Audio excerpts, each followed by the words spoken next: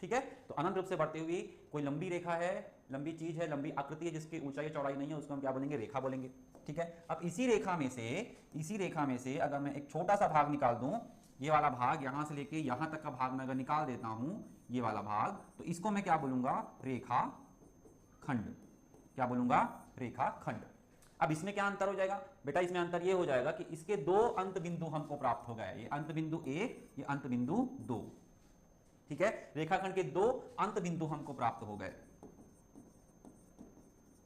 दो अंत बिंदु प्राप्त हुए। अंत बिंदु मतलब उसके आगे हम उसको नहीं बढ़ा सकते, उसके आगे हम उसको नहीं बढ़ा सकते, वहां पर आके वो रेखा की जो रेखाखंड की जो लंबाई है वो वहां पर आके रुक गई, वहां पर आके रुक गई, उससे आगे हम उसको बढ़ा नहीं सकते हैं।